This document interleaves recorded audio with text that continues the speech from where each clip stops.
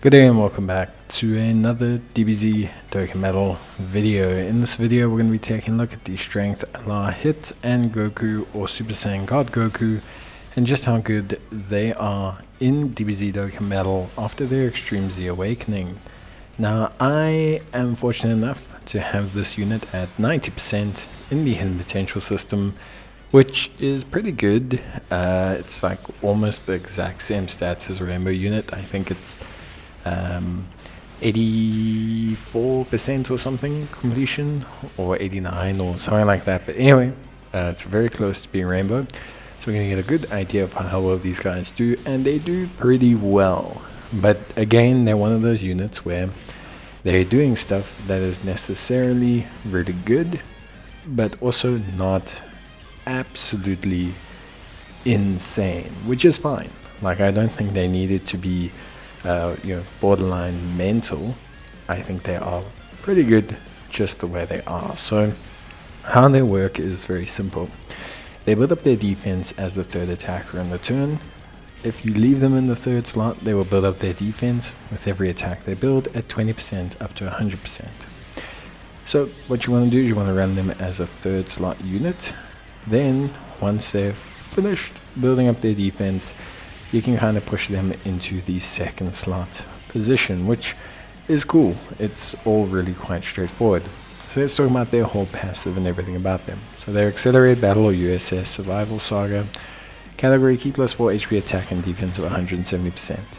They greatly raise attack and defense one turn, cause colossal damage with a great chance of stunning the enemy, and they have a greatly raising attack and defense on their 18 key for 4 turns with a mega colossal damage and a great chance of stunning. So they got a 70% stun chance, which I think is really, really good.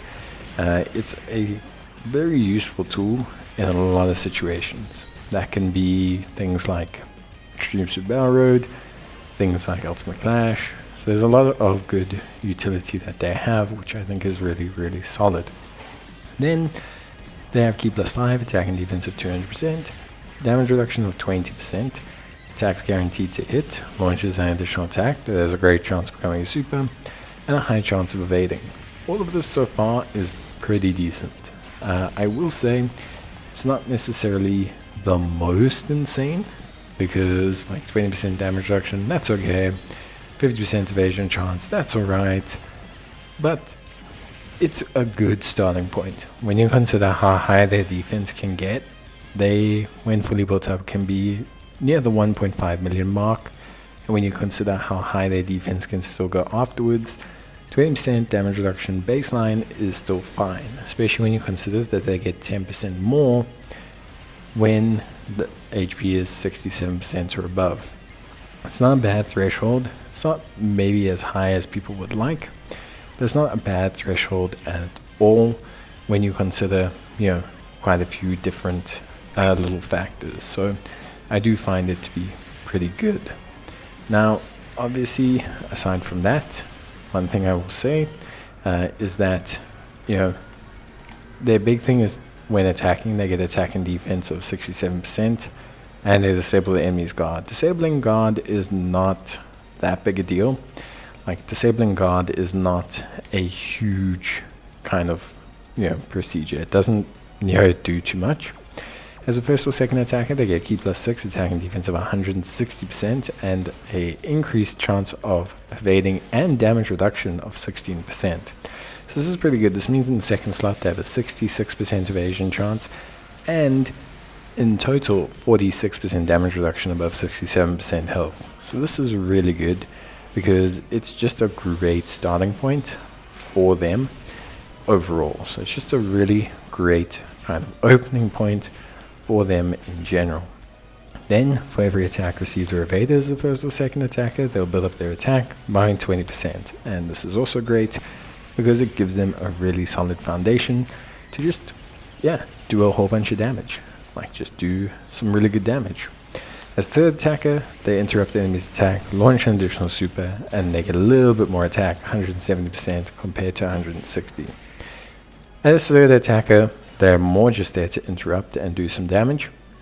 Mainly, your best position for these guys is going to be the second slot. Without a doubt, it's going to be the second slot, because they're going to have really the best point of view. So they're going to have the best return on damage, they're going to have the best return in terms of overall functionality. So I think that is something that is crucially important. Now, overall, what I would say is, for me, when I look at everything, there is, realistically for me, really good versatility with these guys. I think they can be run in the third slot, the second slot.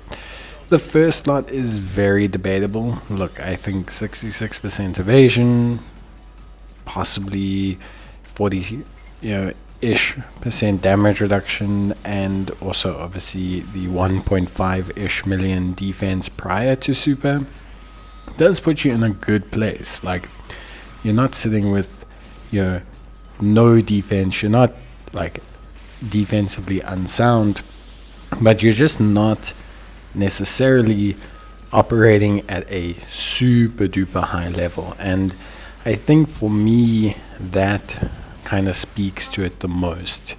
Is it's like, they really solid, really good, and then they tend to struggle a little bit. So I think for me, overall, personally, they're a good unit. They can be iffy in certain situations. You may not possibly want to run them in a certain position at a certain time. Yes, you gotta run them third slot to build up that defense. There are things to them that make them a bit funky to use, but I think ultimately, personally, I think they're pretty solid.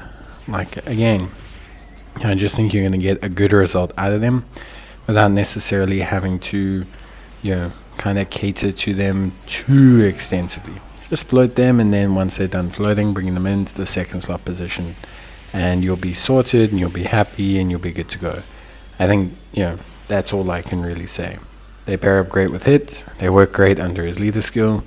So, honestly, I think that's enough. I think that's personally enough for me. I think there's really enough going on that makes them a really good unit without necessarily needing to be so, indebted to like their functionality. Like, I think ultimately, they have enough that you don't have to feel bogged down by their design. They provide you with a good basis, they do good work, they are a very solid unit. So I'm happy with them, happy with everything they bring, and just in general, pretty happy with how well they do. With that being said, I would love to know, what you guys think, like what your thoughts and opinions are of them as a unit, because I do think that from a functional standpoint, they can differ for people. I think a lot of people who have int hit probably find them really good because you can float them off, they can link up with hit, they can do a really good job, come together, be a very powerful pairing, and hit, once he's built up, is a first slot unit for them. Then for people who don't have int hit, might find that these guys aren't so great. They're a limited unit, so that is kind of the give and take situation with them. They're not always going to be an absolute demon powerhouse for everyone, but still.